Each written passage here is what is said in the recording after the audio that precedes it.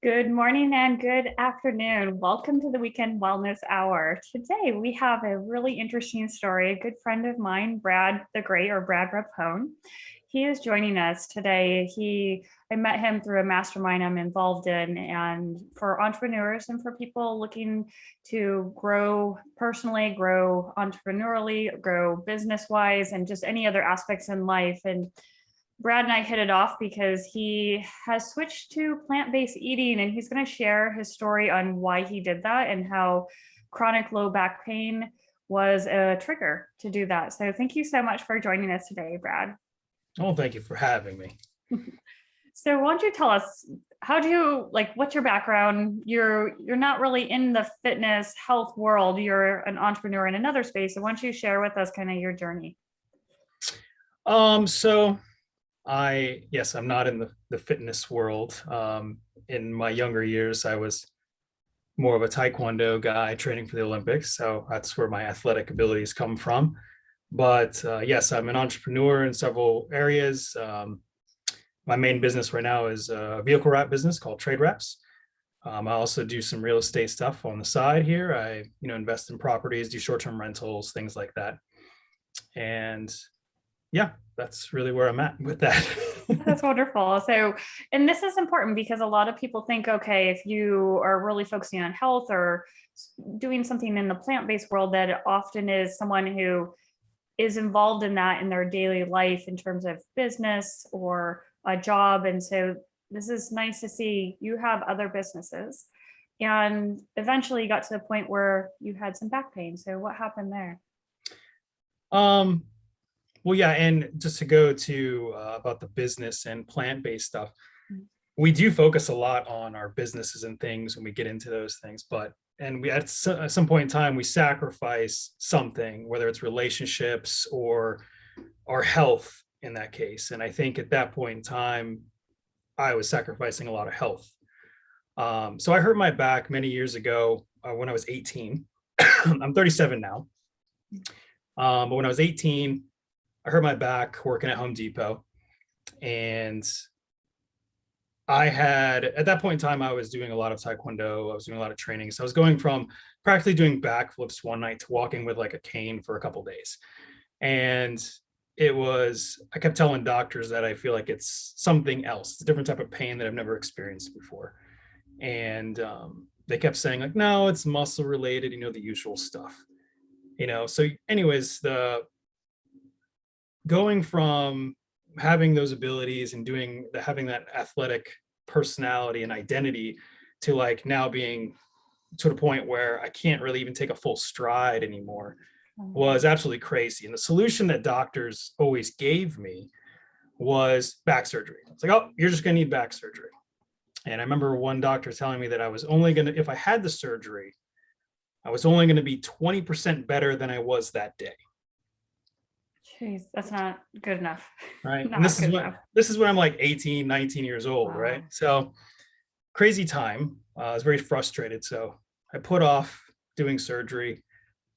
Over the years, I got better through like doing yoga and things like that.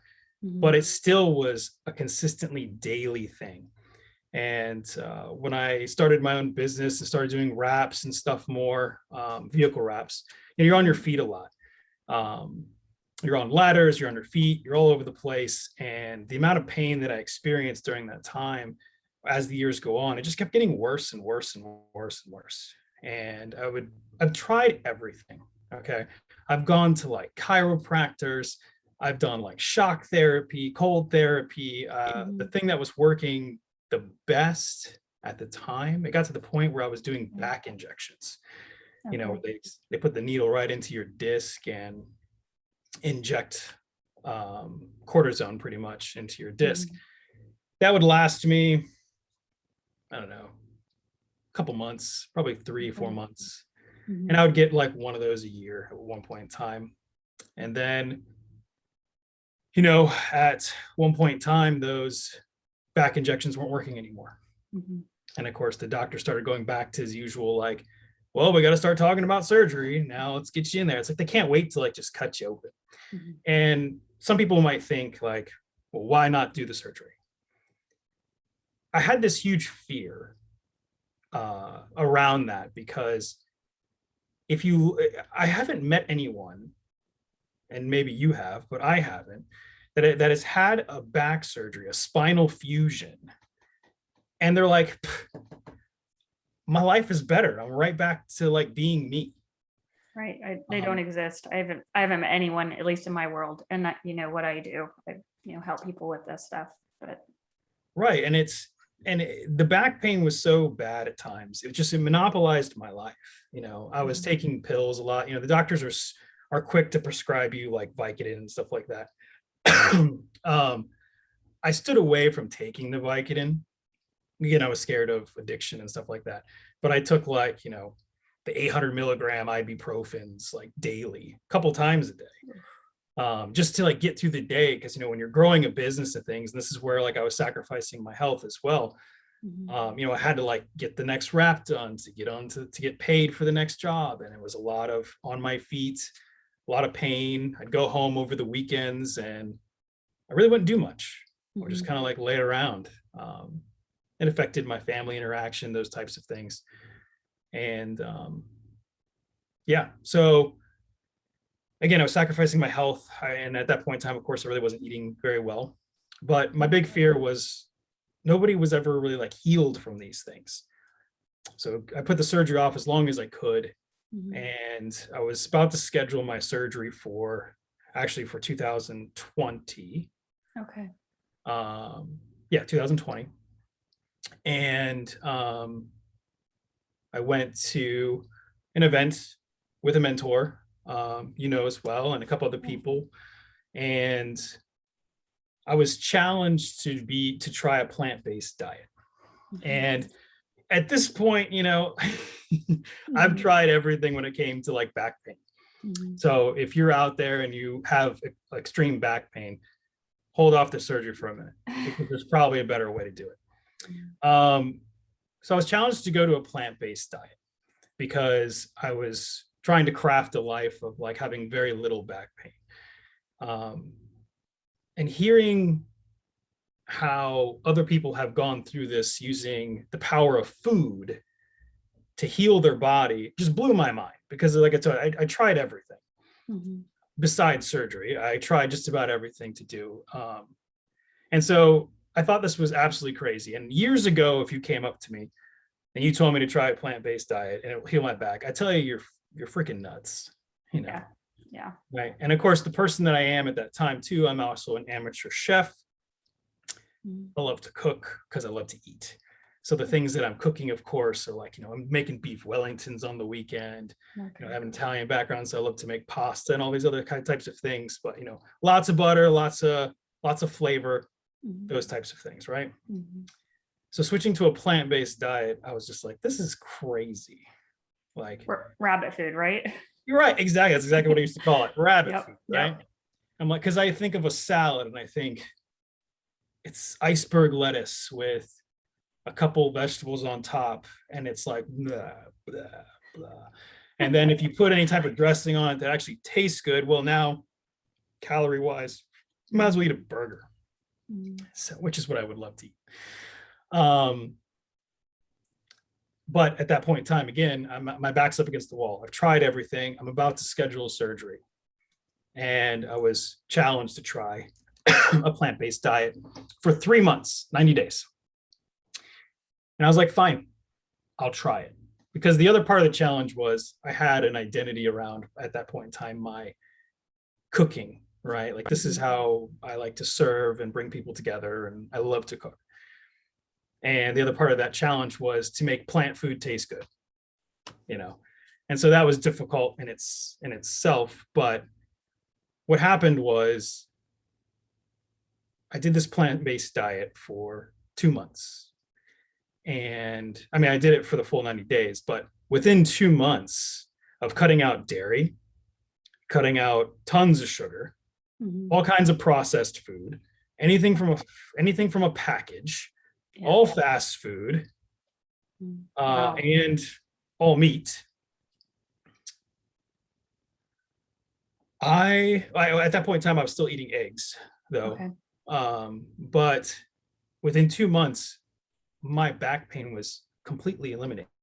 Wow, that quickly. So, And I was just saying, and honestly, if I didn't get those in to me, 2 months is like almost an immediate result, right? For a lifetime of what felt like a lifetime of back pain. If I didn't get that immediate result, I probably wouldn't have stuck with it. But it got to the point where I was just like, this is amazing. Is this temporary? yeah. Is this, what is this? So I kept doing it. Mhm. And I can honestly say that now I'm coming up on 2 years here in November. I'm still back pain free. I feel stronger than ever. I feel like I have a new life, right? I lost, like 45 pounds. I've cut my body fat down from like almost 30% down to 16%. Wow. I'm able to do things that I wouldn't be able to do before, like longer walks. I can run. I was doing rock climbing with my kids. With my back pain, I wasn't able to do any of that. Yeah. What was your standard diet, like meal? Like what were your meals prior to switching? I would probably say it's like the average American diet, but for people on the go. Because again, I'm trying to run a business, trying to grow a business. So I get up in the morning, I have some type of breakfast that was probably some type of microwaved frozen egg thing that we would think is breakfast, but which is really just loaded with sugar and butter and processed bullshit. And then, for lunch, popular lunch for me at the time was going down to a barbecue place and getting some type of burger with like brisket on top, with fried onions on top, with barbecue sauce and cheese, and a burger with a mound of fries on the side and soda. Okay. For dinner was just whatever I crafted up that night. I cooked a lot of that myself, but again, I was focusing on flavor, not necessarily health. So a lot of butter, a lot of cream, a lot of dairy, those types of things. Wow. So what were some of the first things that you noticed start to change when you switched to plant-based?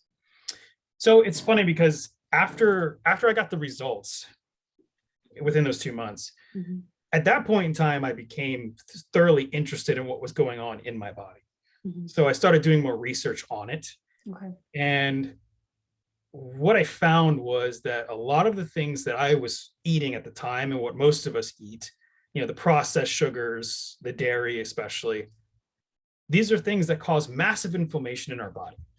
Yes. And the injury that I sustained from my spine was an injury, probably needed a lot of time to heal, but it didn't need like, 17 years to heal.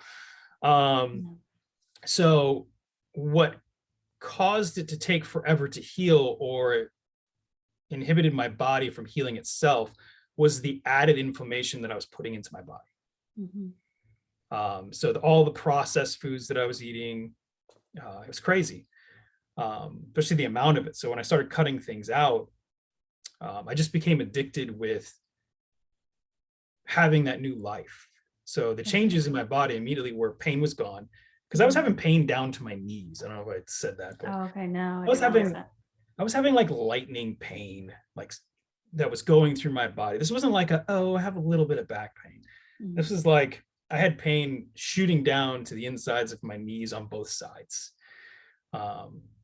Very painful. And so not having that, I didn't realize how much I wasn't sleeping, by the way. And which of course helps with everything. Nice sleep, right? Yep. The pain apparently was preventing me from sleeping so much. So when I started doing the plant-based diet, so after 2 months, I started sleeping a lot better. Nice. Pain was gone. I had more mobility. I had more energy. I was able to do more things, as far as physical things, like I could carry things more. I could walk around more. I could be on my feet. I could climb walls. I could climb mountains. Yeah, all those things. What about swelling? Did you notice in your body, sometimes when we eat sugar or foods that cause us to absorb water, you can actually notice swelling in your face or hands. Did you notice anything with that? I noticed it more at that point when I started dropping the weight.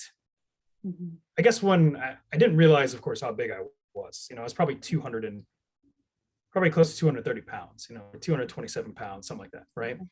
It's just something over time, you just always see yourself that way. And, but I didn't notice fluctuations like in my body.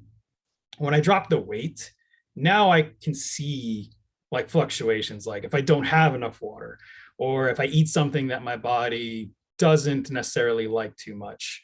I do see like um, inflammation, spreading. Cause like there was a point in time where, recently, I think it was this year, we went for Jamie's birthday, went to DC to the Milk Bar, and we got all these like cookies and things like that, things that we don't normally eat anymore. Mhm. And it was like, hey, we're celebrating. We had some time, had some fun with it. Ate way too much of it, Mhm. and it was like eating something like that now. I'm instantly like tired, Yeah. energy level down. I feel bloating. I feel all of it. Versus before, that was like my normal. What people are going through on a daily basis. That's like their normal daily feeling. And Mhm. it's weird for someone to say, like, hey, once you cross this line, your life is going to be changed. You don't know until you get over there. Right. Right. And so the other thing I'm curious about, when you decided, okay, I'm going to dive in and go plant-based, did you gradually introduce it and take away the rest of the foods, the dairy, the processed stuff, or did you go cold turkey? Tomorrow is Monday. I am plants only. So, because it was a challenge, Hmm. I went cold turkey with Okay. it. But I did eat like, I was still eating like eggs. I would, especially in those first 2 months, it was like cold turkey. Now, if somebody else was to try this today, one of the things I have to tell you is you can't call it a diet, Hmm. because the diet is temporary. It's a lifestyle, it's an identity. Right. And I would gradually do it over some time so you don't get that shock therapy and you're like, oh my gosh, I missed this or missed that and I have to have it. Because for me, it was very different. I had a lot of pain. So I associated now all those things that taste amazing that are in a daily, American diet, but I associate those things with pain now. Hmm. So although I think burgers are amazing, love them. I love beef Wellingtons. Cool. Not saying that they don't taste good, but I associate that with the amount of pain that I was in, and I don't want to go back to that. Yeah. Yeah. Once you have a health change for the better, when you change your diet to more plant-based, I get it. It's not fun to go back, and we have such a more productive life and better relationships when we feel good. It starts Mhm. with us and how we feel on the inside. And so making that shift, and it does take some time. And I'm curious also, so those first 2 months, you kind of just went hard in and you went plant based. Did you eat the same thing every day, or did you go out and, this is common, go out and buy all those vegan snacks or things that are made that's vegan, that says, you know what, this is healthy for you, and it's in that box or package? Because a lot of people do that, and then they gain weight and they feel awful. I Well, assume. I'm glad you brought that up. It's a great question. Mhm. So I didn't really know what vegan was when I started this challenge. And I did, for the first probably month, I did eat for simplicity's sake, because I would come home for lunch instead of my usual habits of going out for lunch. I'd come home and I'd make something really quick, or I'd make something in the morning. So I did have a lot of the same stuff to start with because my eyes weren't focused on the big picture. I was focused on like, I'm doing a challenge. This tastes good. This meets all the requirements. I'm just gonna fucking eat this, right? And so it was a lot of like soups. I was making a lot of soups, and I was making a lot of different variations on salads. Mhm. Um, that combo, for whatever reason, hit my taste buds and made me feel satisfied. But yes, this whole vegan thing, like I went plant-based, not for political reasons, not for to save the environment, although I think Mhm. those things are important. The whole veganism to me, and don't hate me for this, but this is my opinion, for me is more of a political stance. It's for saving the environment, saving the plants. It doesn't mean that vegans are healthy. So there's this, it's a trend to be vegan right now, and the same people that are capitalizing on you eating the dairy and all those things and eating the processed foods are capitalizing on the vegans now by telling you that this is plant-based because it's vegan. And all that means is there's nothing wrong. They haven't hurt any animals and there's no animal byproducts in it. It is still packaged. It is still processed bullshit, is really what it is. Like Beyond Meat, you can say like, oh, well, it's not meat. That's true, but it's processed. So when you adopt more of a plant-based diet, one of the things that you want to stay away from is anything that really comes from a package. This is how you're going to get this stuff out of your body, because all those chemicals and stuff that are in it, the preservatives and stuff that keep it on the shelf longer, it's for them to make money, are the things that are poisoning your body, really. Because there's no money in healthy people. Really? No, there's not. And if you're eating whole foods, things that you can actually get from the ground and you chop it up and you cook it or however you want to prepare it, it changes your life.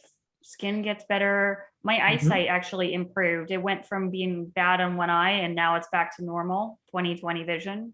And I tell people that all the time. But I didn't have to go to an eye doctor. I didn't have to go get contacts or prescriptions because I chose to eat differently. Right.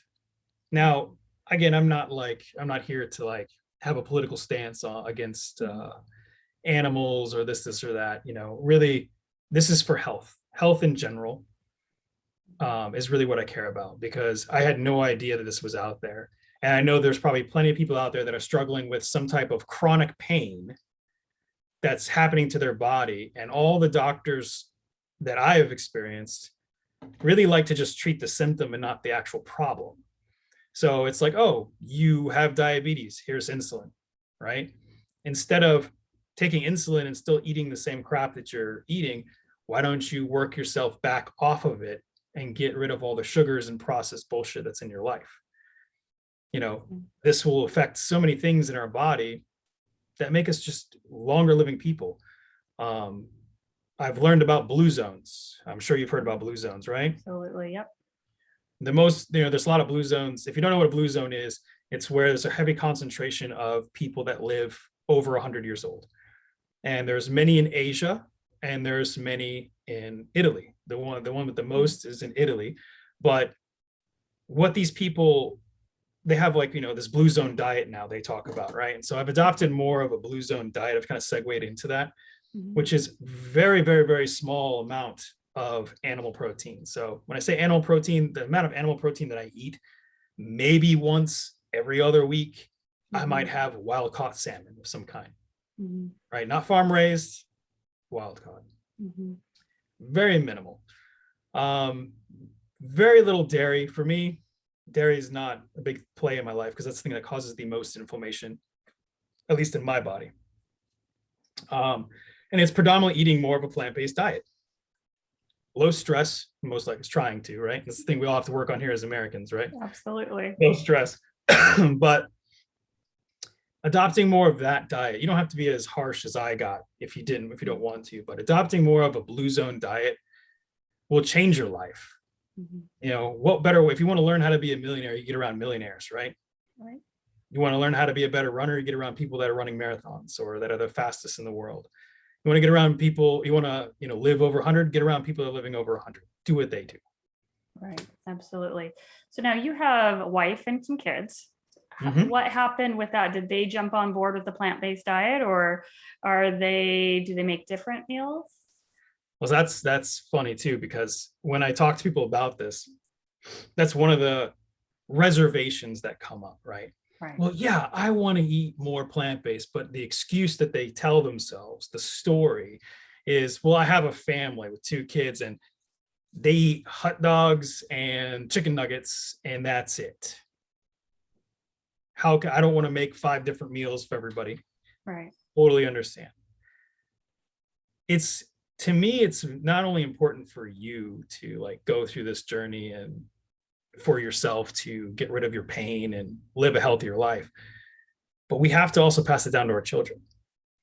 So it's, for some people, it's probably more difficult than others. But yes, I do make everything that I made, especially now, my kids eat.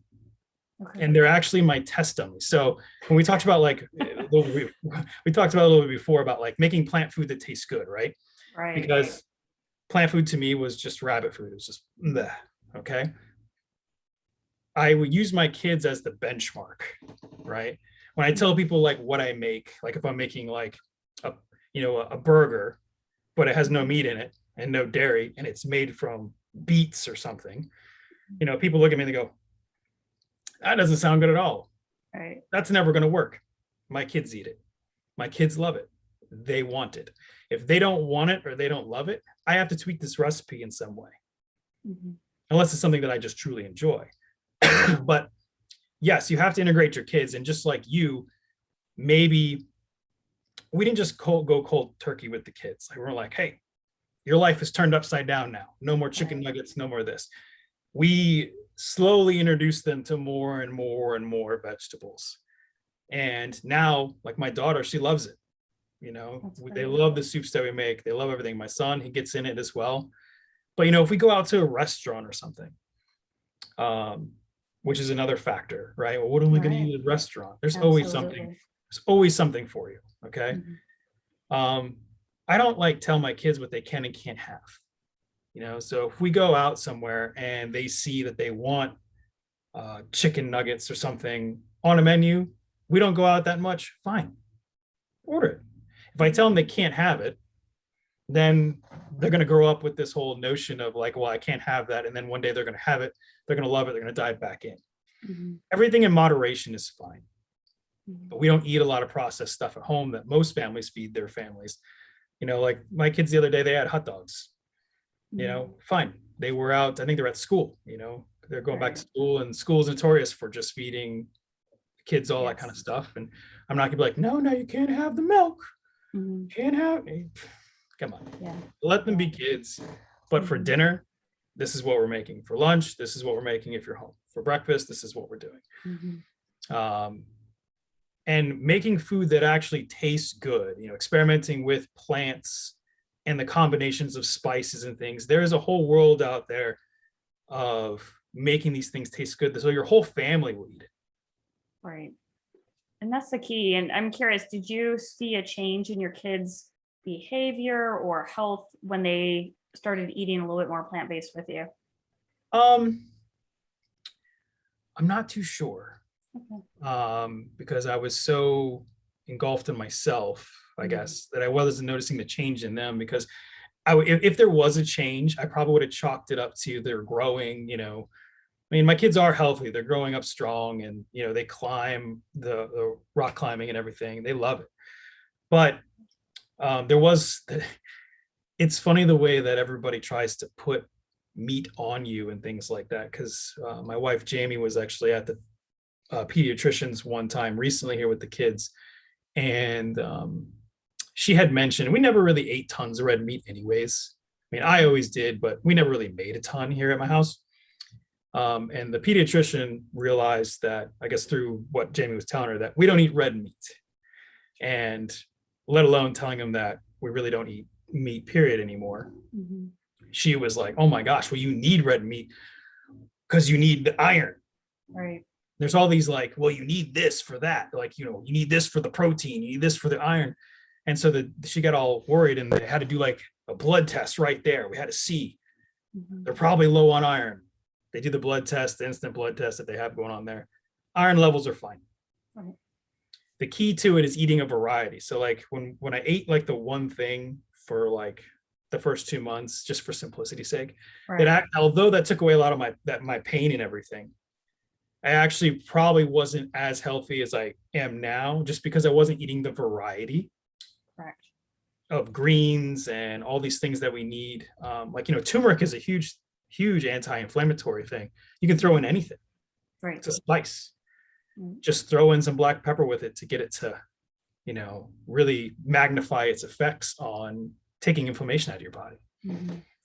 Yeah, and that's the key. There's a doctor, Dr. Will Butchwich, who wrote the book Fiber Fueled, and he talks in it about how you want to get 30 different plant species in your body every week. And that could be herbs and spices, fruits, vegetables, grains, um, all those different things, nuts, legumes, because you're feeding your gut microbiome. And that is a true indicator that you're going towards health when your gut microbiome is full of diversity to allow you to absorb nutrients so you feel satiated, you have energy, you have hormonal regulation, and it's really powerful. I'm glad to hear that you switched to that, because it is really easy to go to, I'm going to have the same salad every day, I'm going to have the same dinner every day. And I know even with traveling, it's easy to do that, but we have to kind of fight against that and go for more variety.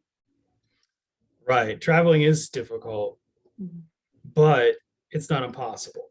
Right, right. Um, and especially with the nice trends nowadays, there are plenty of options. Mhm. Even if you go to a restaurant and you see something on a menu, they want to give you great food, no matter what restaurant you go to. Right. So you can always ask for this, or that, and they'll make it for you. Mhm. But, if you're like in an airport and stuff, it's probably a little harder. Right. Yeah. So just plan, Mhm. right? Eat something before you go, know a place that you're when you get off. And if you can't find anything, the worst thing is you just don't eat anything. We probably don't need, we don't need the whole 3 meals a day thing anyways. We're all overeating anyways. So I'm not saying starve yourself, but it's okay. You're gonna live if you don't eat anything for the next couple hours. Right. Absolutely. And it's a good way to fast for a little bit too. And once you get over that hump of that hunger, then you realize, oh, that was just a hormonal or a habit that drove me to feel that hunger instead of the true need of actually eating. Yeah, the food addiction. Absolutely. It's very common. Now, with running several businesses and being busy with the family and kids, do you do a lot of meal prep to get you through the week, or how do you handle meals at your home? So I actually don't prep that much. Mhm. Um, and it's because I do everything fresh, right? Usually on the weekend at some point in time, whether it's Saturday or Sunday, we go to the grocery store and we get a haul, you know, plan my meals out for the week of what I'm cooking so I know what I'm getting. And I purposely choose things that are quick to throw together. That may take 30 minutes, right? But it's completely healthy. The only type of prep that I really do is at the end of the weeks, when you buy stuff fresh, stuff kind of, you don't use everything and stuff doesn't last that long, right?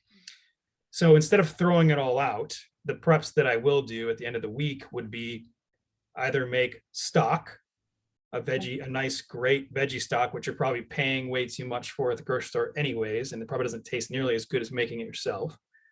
Not hard to do.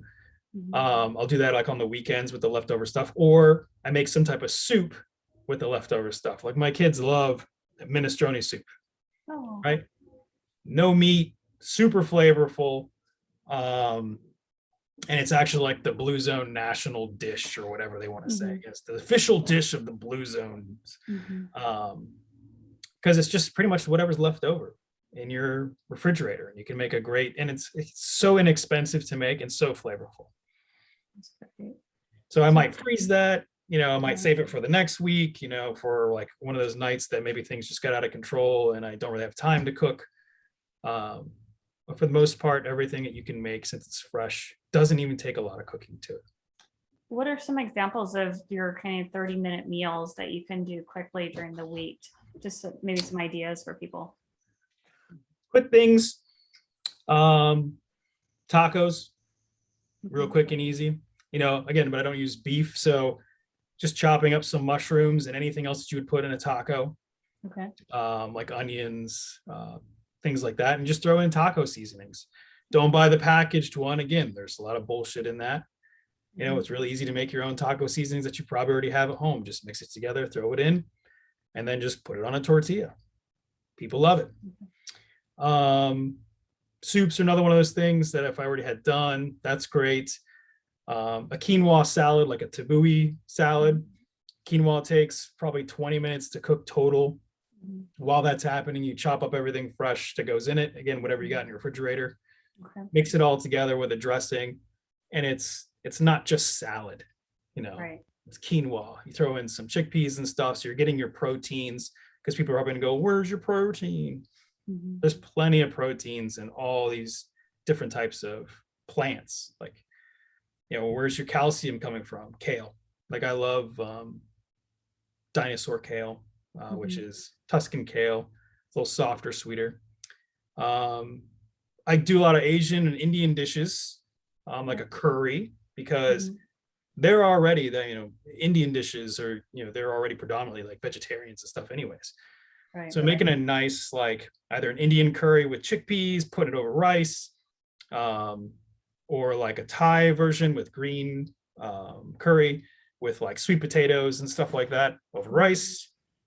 Fantastic. It's one of those dishes where you eat it, hits all the taste buds, and you're not missing the meat. And there's nothing in there that's bad for you because you made it all yourself. And these dishes don't take very long to make, but the best part is they're great for leftovers, lunch the next day. You can put them in a bowl, you can wrap them in a tortilla, you can put them over lettuce if you want. And you can take your leftover curry, put it over lettuce if you want. Have yourself a curry salad. Yeah. On the Asian sides, I might just do like a stir fry. Go out and buy some. I think Sherry recently turned me on to like the buckwheat noodles, Yeah. right? So you got like buckwheat noodles. You can make like, ramen with them. You can make like lo mein with them. Mhm. Um, just pretty much anything you normally eat already. There's probably a way to just integrate it with veggies. Meat has a very strong flavor. So it's just about masking that another way where it tastes great. Like my kids love the sloppy joes that I make. Oh, what do you use? It's Yeah. a lot of peppers, beans, and mushrooms. Okay. And then you have to make the trick is making your own Mhm. sloppy joe sauce, because of course we all want the really good like manwich stuff from a can, which again has all that bad stuff in it for you. Chemicals, So chemicals, chemicals. yeah, but a lot of these things you can make, you can put over, like I said, over rice. You can put over same dish, right? Over rice, over lettuce, put in a wrap. Mhm. Absolutely. So now with plant-based eating, we have to look at certain nutrient deficiencies that you can't find in plants. So do you supplement with vitamin B12 or how did you handle that? So that's good to say, because I think when I first started, again, eating the same thing over and over again, like I said, I probably wasn't the healthiest because I wasn't getting the nutrients that I needed. Mhm. As long as you're adding a variety of these plants a day, which isn't really that difficult, it just sounds difficult. Mhm. Um, you're going to be fine. You're not going to be deficient in anything really. The only thing that we will miss is going to be, like you said, the B12.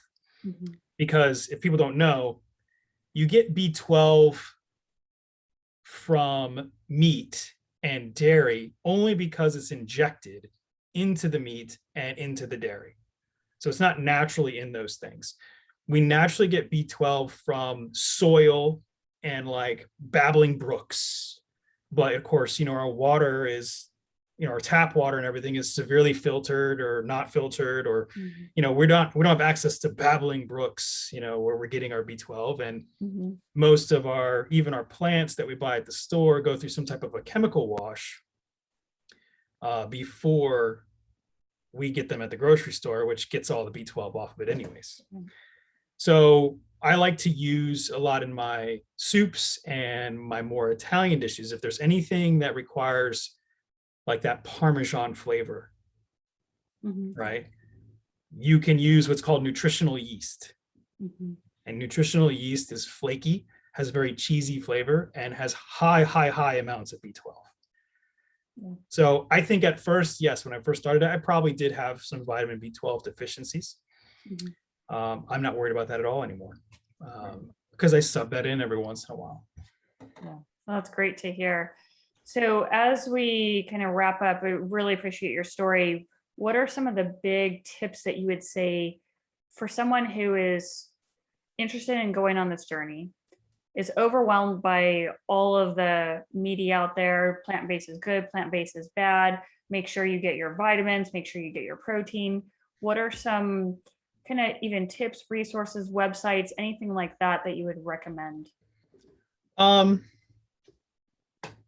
I'd recommend that if you're planning on starting going plant-based, again, like any other diet out there, don't call it a diet. Adapt it as an identity. Like, this is what I do. Because you're going to get around people that, and I still even have a little bit today. They're like, oh, you don't want this meat? Look at this meat. It tastes good. Do you want to smell this? And they want to put it in your face like they're taunting it at you, right? Almost, right? Not saying they're doing it to be mean. Right. But it's kind of like quitting smoking. If you've ever been a smoker, I haven't, but I've heard it's terrible. But I remember quitting, soda, for instance. Quitting soda was very difficult for me. I was highly addicted to that. So it's easy to kind of stumble back. So you have to develop an identity around it and really tell yourself, well, why are you doing it? Because if your why isn't strong enough, you're not going to really stick with it. And it is only going to be a diet and you're going to fall off. So I would always recommend just kind of starting off slow. Just the easy thing is like sub 2 meals a week, and don't eat meat or dairy, and see how changes happen to your body and fall in love with what's happening to your body and how you're feeling, how much better quality of life you have. And then just go from there. Resources for people. I always like checking out, an easy one is like Forks Over Knives, has a website, and they have a lot of recipes posted up there. So it's easy to kind of jump into that world and play off of that. You just got to watch, because I think Forks Over Knives doesn't use a lot of the vegan butters or the substitutes that we can fall into these traps of, like, fake meat, fake butters, fake dairy products. Those are all the same stuff that's going to add more inflammation to your body, and you're really not going to be healthy. You're just going to fall into a different category of unhealthy. Right. This is great. And if people want to reach out to you, is there a way they can do that? You can find me on Facebook. Okay. I'll talk to anybody about anything. You can also send me an email if you want at brad@rrpproperties.com. If you need help with this journey and just someone to talk to about it, I'd be more than happy. Again, I just hope that I can help someone somewhere who was experiencing what I was experiencing with my back pain and how much it monopolized my life, that you don't need that surgery. You can avoid it by doing this, and then you can live an epic life and do the things that you miss, really. Right. And the key is you decrease the inflammation. You got rid of so many chemicals that were floating through your body. You decrease the inflammation, which increases movable space between your tissue joints, and voila, you are able to get rid of that pain.